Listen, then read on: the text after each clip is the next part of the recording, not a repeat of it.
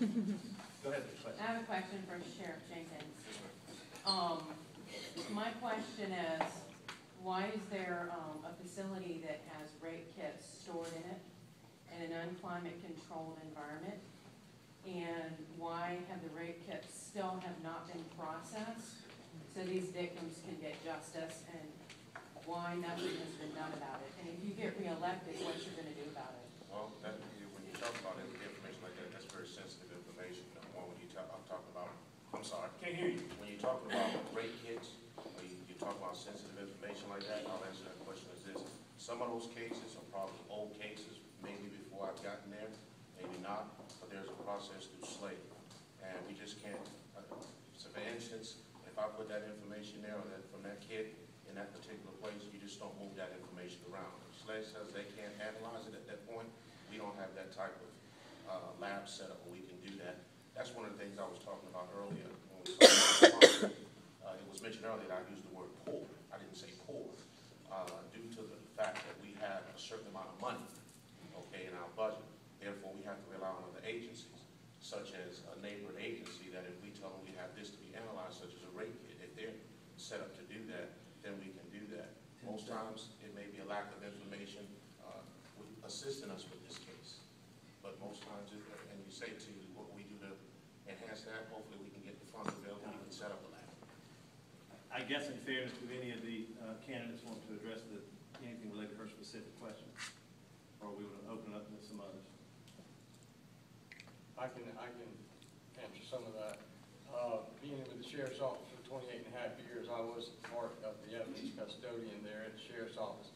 When you talk about rape kits and stuff, there's certain guidelines and stuff that you have to act on as soon as you get those rape kits. And just like the Sheriff said, you have to send those rape kits off to Columbia for DNA testing and that kind of stuff. When they get back, when you say they're being stored in not the right facility, after they get back and all the testing's been done, then you don't have to keep them refrigerated and all that stuff in, because all that stuff stays at SLED until you're ready to go to court with that case.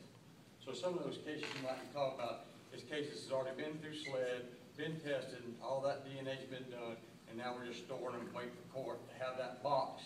That all that stuff comes in, we have to present at court time. They might be. It's there. That's what you have the box for. Now, a lot of times they're empty boxes. Because all that stuff still stays with SLED. When those chemists come down to testify, they bring that stuff with them. Okay. Allow that to the fact that being that I work in the Sheriff's Office, in the detective's office inside the trailer unit, we have a refrigerator that's not working. We have rape kits in there that has mold on it. We do not have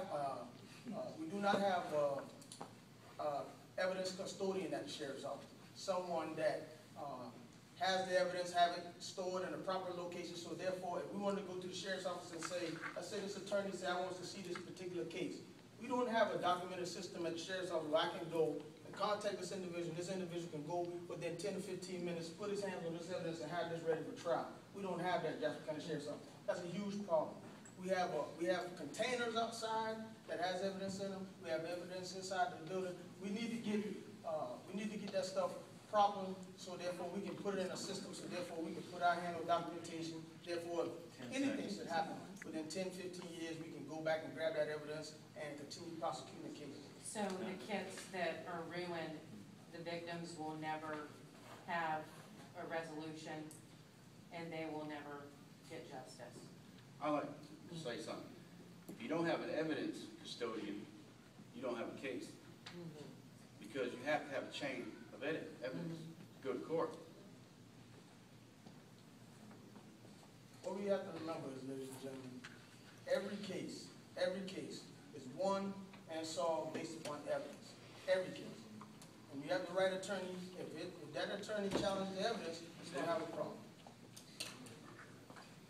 Well, I can tell you, being there 28 and a half years, I've been challenged several times in court and I've lost a case because of evidence and the tracking of evidence that I've been involved in. And that's been 28 and a half years of law enforcement here in Jasper County. Now, like I said, storing of that evidence, there's ways that you can store it and keep up with it a lot better than it has been in the past by going with a computer system, a barcode system. We've been trying to get that in Jasper County. It's not here yet. Let me share it and I'll make sure that happens. Got a question over here. I've got a question. Since Sam Woodward left a year and a half ago, we don't have a custodian anymore? That's not true. I'm asking, Yes, do we ma'am, not have one? We have one. The same day that what took place, and I'm not gonna discuss the personnel matter. But we I'm do not have- asking we that, do have but one. who We is do it? have one. Lieutenant Hill.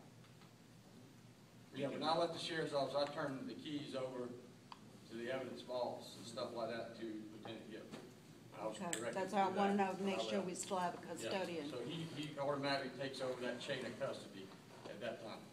Everything is supposed to be signed off, documented. What I would tell you, being working at the sheriff's office, when I was assigned to Beaufort Jasper Drug Task Force, Beaufort County would not let us bring our drugs into Jasper County and put it in the evidence. They wouldn't let us do it. What we had to do was end up taking our evidence over to Beaufort County and store it over there because they did not trust the Jasper County evidence system. That's the facts. That's a serious problem, ladies and gentlemen. We have to get to industry standards where we can also be in control of everything that's going on, know where our evidence is, know what evidence and goes to what cases, this case, that case. So therefore, when it comes time to trial, we're ready for it. If they challenge the chain of custody evidence, we're ready for it. We're up to industry standards. But right now, we're not there. That's a serious problem we have to face. Let me say this. Number one, we have a task force. That is awesome. That task force, ladies and gentlemen, is the Beaufort Jasper Task Force. We signed an agreement. That task force includes the Sheriff's Office, Beaufort Jasper. It includes SLED, State Law Enforcement Division. It includes the Navy. It includes the Solicitor's Office. Keep this in mind, regardless of where evidence is stored.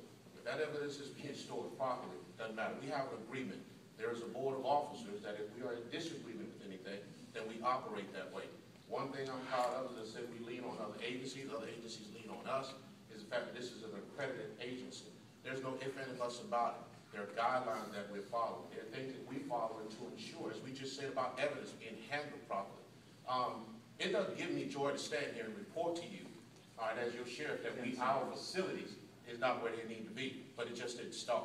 We moved from an old jail, an old sheriff's office, into a new facility. Well, we are steady climbing.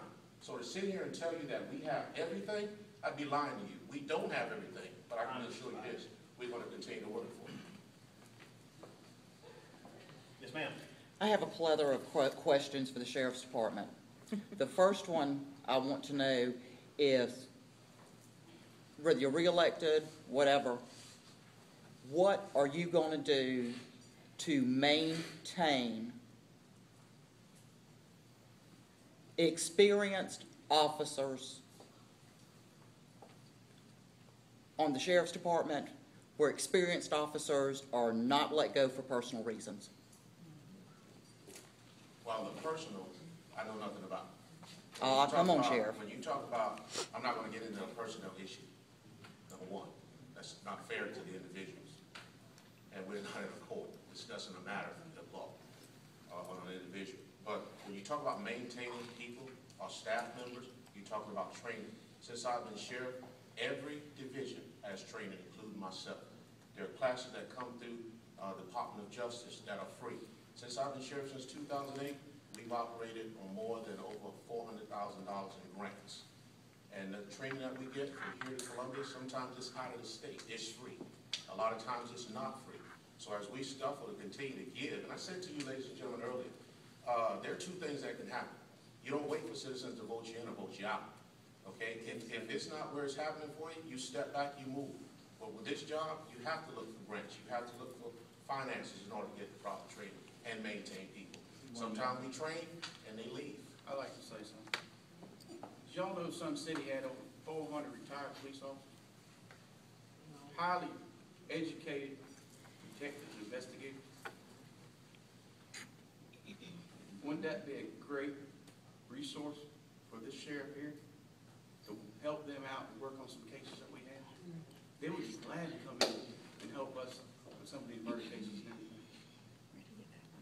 What about the reserve program? Put on more reserves. Have two riding at night, a reserve and a police officer, and a sheriff. We got to have more protection at night. There's a lot of other areas that we can develop that don't cost that much money.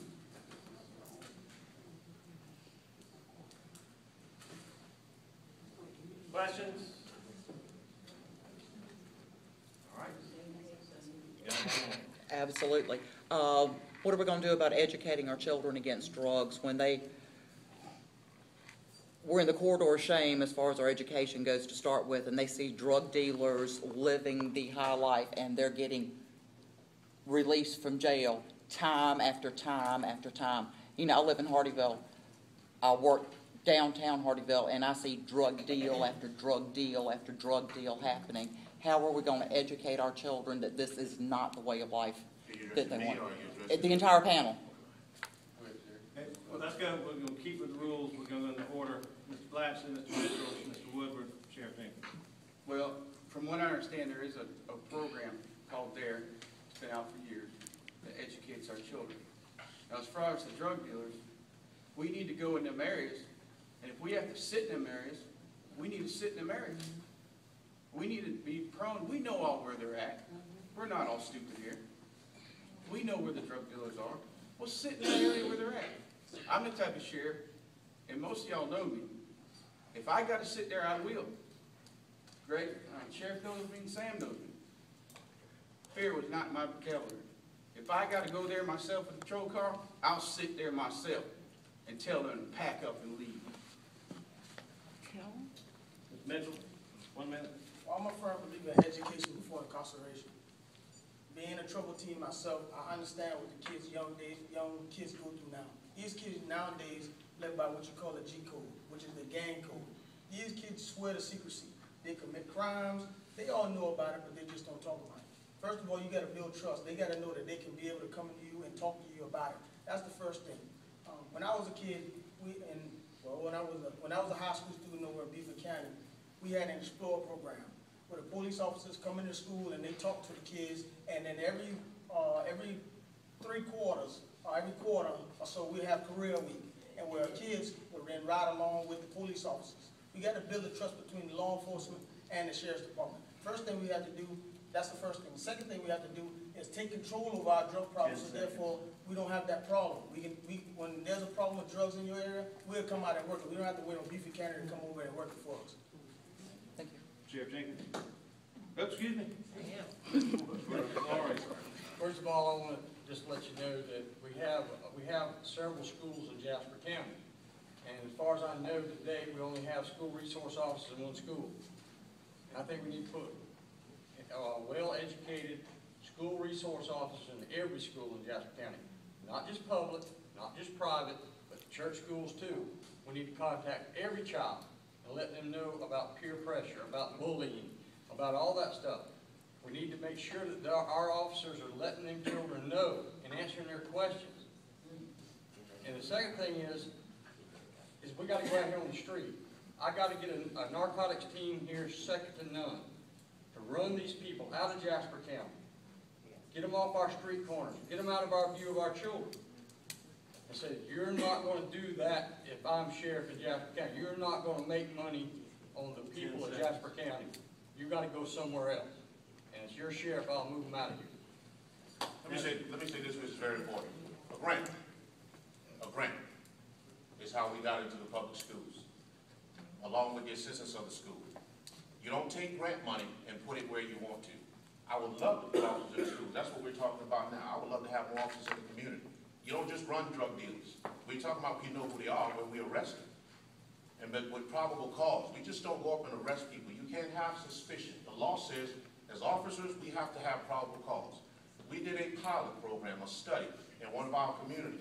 We kept officers there. I told them, this is going to be your area. This is where you stay.